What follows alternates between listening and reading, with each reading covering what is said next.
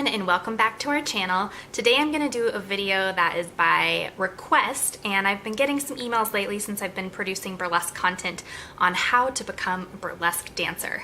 So first I thought I'd share my personal story of how I became a burlesque dancer with you, and then I give you some concrete tips on how you can move forward to becoming a burlesque dancer and realizing your glittery dreams. So first of all, I thought I'd share my story with you.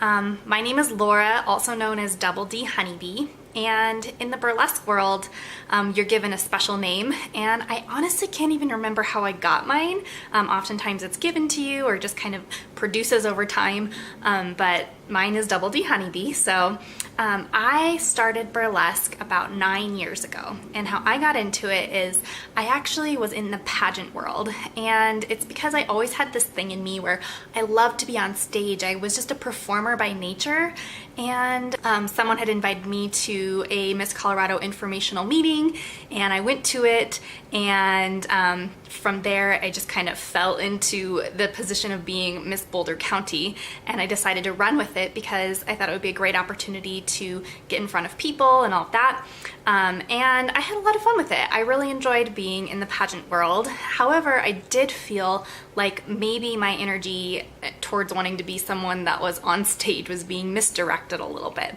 And one night I went to a show that my friend had invited me to, and it was a burlesque show, and I kind of had an idea, like I had an image around what burlesque was, but I had never actually been to a live show.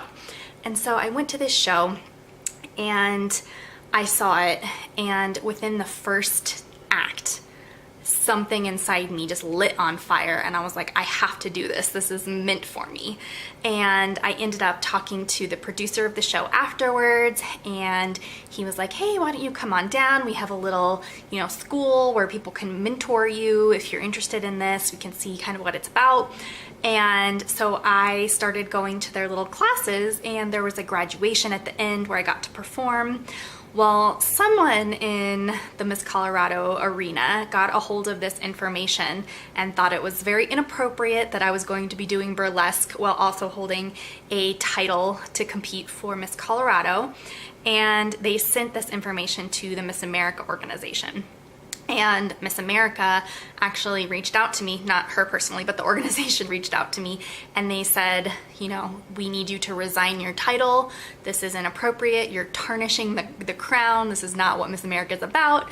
And I was so in love with burlesque at this point that I was like, I literally don't care. I am so in love with burlesque. It's such a better fit for me, and I want to do that. So I stopped doing the pageant. I formally resigned my crown, and I went on to follow my dreams in the burlesque arena. And actually my first act that I ever did was kind of a FU to Miss America, and I actually performed in my sash to kind of say goodbye to that part of my life and introduce myself to my newfound passion. From there, I had to work really hard to get to where I am now. I'm not gonna say it was an easy walk in the park and that it happened overnight. There's something called a kitten in the show, and if you're familiar with burlesque, you know this term. If you're not familiar with burlesque, a kitten is the person that helps out backstage. They help the girls with their corsets, they get them water or wine, they help keep the show on tabs, they set up props on stage, and they pick up all the props and clothing after an act. They're just kind of that glue that holds the show together, and this is usually either a very low paid or volunteer position.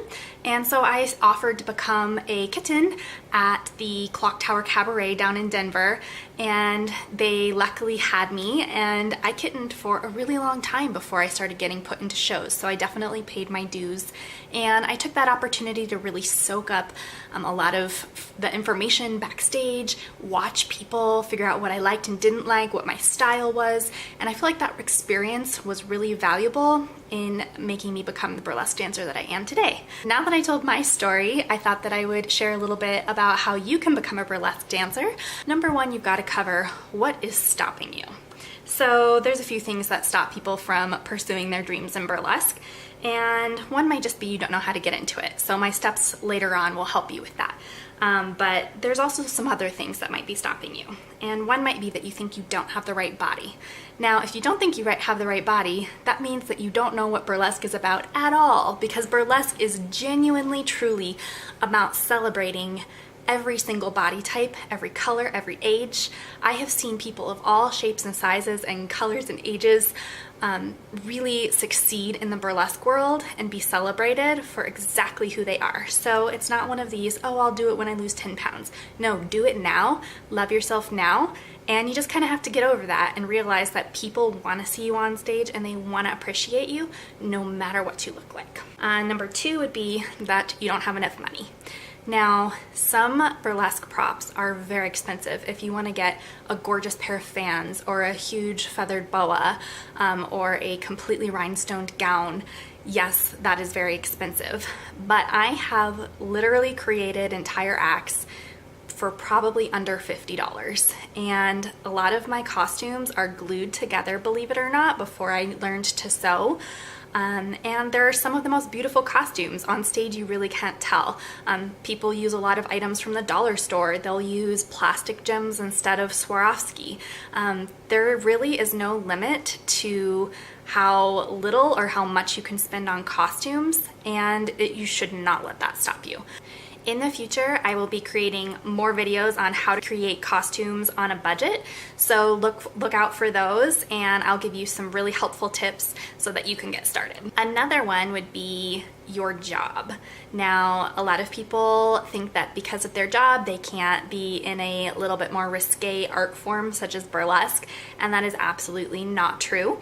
There are lawyers, doctors, teachers who perform with me, and they're very successful at it. Now, some people choose to keep their burlesque life more private, so they're not going to be creating Facebook profiles, they're not going to be posting videos online, and they're really going to have it be an alter ego. They're going to have it be an underground kind of activity that they do, and they're not going to share it with the world and plaster it all over, and that's fine. Just know that you can create that divide, and also know that there is a little bit of risk involved too. I'm not going to say there's none. I have known people before who have gotten in trouble because they are burlesque performers and it didn't align with their work's vision. But if it's really important to you to be able to do burlesque, I would say make sure to work somewhere where that's not going to be a huge issue, and make your life and your burlesque life be one. Another reason that you might be stopped is your boyfriend or your husband or your wife or your girlfriend. And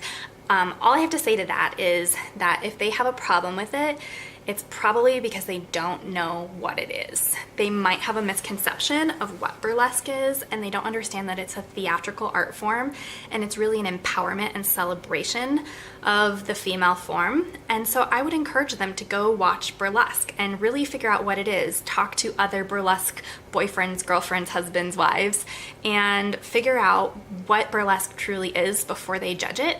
If they do all of that and get all the information and they still have a problem with it, well, I have bad news for you. You have chosen the wrong person, and it means that they probably are dealing with a confidence issue, and you just need to decide what's more important to you. But having a supportive spouse in this industry is really important. So I would say that that's just something that you need to figure out personally before you move forward, if that is an issue. Another one would be my parents. It's along the same lines. A lot of people don't understand what burlesque is, try to help them understand. But ultimately it's your life, it's your passion, and if it's something that you want to do, you just have to go for it and understand that people who really are there for you, support you, and love you will understand eventually, and hopefully be your cheerleaders as well. Another thing that might stop you from becoming a burlesque dancer is that you have children, and maybe you're concerned about what your children will think, or maybe you're concerned about how your body is because you've had children. And so those are two different things. The first one is, children really need to be given a lot of advice on body confidence these days, and there's no better way to teach a child than through leading by example. And I truly believe that if you're a burlesque dancer and you love your body and you're showing other women and other little girls and boys that they should also be proud of who they are, that that's really the coolest and most impactful thing that you can do for your kids. You can absolutely keep your image online to a PG-13 level so that for both your kids and your employer, you're projecting what you feel is appropriate for them to see. And as far as your body image as a mother, I think that being a sexy mom is amazing, and I think that every woman should feel 10 times more sexy after they've had a kid, because they've really lived up one of their body's abilities of birthing life, and that's really cool. So, you know, I have a huge C-section scar, and I don't let that stop me from getting up on stage and rocking it and inspiring other moms and other women that they should also feel confident in their own skin. So I think being a mom in the burlesque scene is actually one of the coolest things you can do, and I have to say that in most of my shows, at least half of the women up there are moms. You know, children really don't have a negative connotation towards it and aren't scarred by any means. If anything, they think it's really cool that their parents are embracing their bodies. One last reason people think that they can't do burlesque is because they're not formally trained dancers. Now, burlesque really has very little to do with dance, in my opinion. It has more to do with your persona. It has to do with your character. And there are some people who have very little to no dance training or experience at all, myself being one of them, that have gone very far in burlesque simply because they bring their own spice, their own flavor to the stage. It's not all about choreography and every step being right. It's more about the story that you tell on stage, the costuming, just the overall feeling that you bring. So I would encourage you to watch a wide variety of burlesque, and you'll see that there is some that is very dance heavy and there's some that's not dance heavy at all. And just decide what style fits for you, and know that you do not have to be a dancer to be a burlesque performer. Now that we got all over that, I'm going to get into my steps to becoming a burlesque dancer. Number one, I would say go to shows. If you go to shows in your area, if you have that luxury that you have a scene in your area, go make friends with the people, watch burlesque, see how they do it, really observe. I think soaking up all of that is a really important step to becoming a burlesque dancer, and not just jumping right in. You want to kind of do a little bit of behind the scenes research. Introduce yourself to the producers, let them know that you're a fan. I think that's a great step to make when you're wanting to break into the scene. If you don't have a scene near you, then watch YouTube. Watch YouTube and get inspired. One of my favorite things to do is to watch all of the past years of the New Orleans Burlesque Festival performances, all the past years of many different festivals, or just personal uploads from different performers, and you'll start to find people who really inspire you and you connect to their style, and it might give you ideas. Now, you want to make sure that you never copy anyone, but definitely getting inspiration is okay. So I would say if you don't have shows in your area, watch YouTube. It's the next best way to get that information without being in person. After you have gone to shows and you have done your research, then I would say find the one that connects best with you and reach out to that producer and see if you can volunteer in the show. Now, remember earlier when I was talking about kittens, I would see if you can become a kitten, see if you can help out. Don't expect monetary compensation for this. Just do it as a way to soak up everything that you can and really learn about it, connect with the performers. You'll be amazed at everything that you find out just through volunteering in a show, and really try to become involved. Now, if you're one of those people that doesn't have a scene in your area, another thing that you could do is try to become involved with a festival. A lot of people need volunteers for a festival. Even if it's remote, you can probably provide some help for them remotely that they would find really valuable, and then they'll remember your name when you maybe apply another year from then or 6 months from then. After you've volunteered in shows and started to really make your connections in the burlesque community, I would say your next step is to create an act and a costume and a persona. Now, I will have another video coming up shortly on how to create an act and a persona and a costume, but the general idea around that is to create one act that feels really solid to you.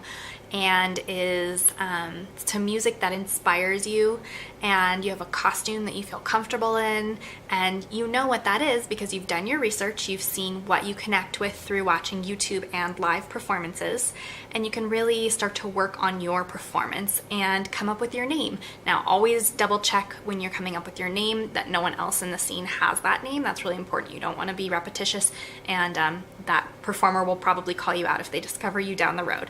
So really creating a routine would be your next step to becoming a burlesque dancer. Number 4 is to get really honest feedback on that routine. Now, if you can find friends, family, other burlesque performers, everyone has something to offer when it comes to it. Everyone has an idea of what they think is entertaining, so they're going to be able to give you at least some valuable feedback. A lot of my best routines have been created in my living room while my girlfriends are helping me. Girlfriends that don't even do burlesque are saying, oh, and then you should do this, or like, I saw this happening, or I really loved how you did that, or that didn't really translate to me. And you know, sometimes hearing that hard feedback is the most valuable, because then you're going to create something that's really entertaining and really that other people want to see. So I would say getting that feedback is really important, and if you ever want to send me a video, I would be happy to watch it and critique it and give it back to you and tell you what my tips are in order to make your act the best that it can be.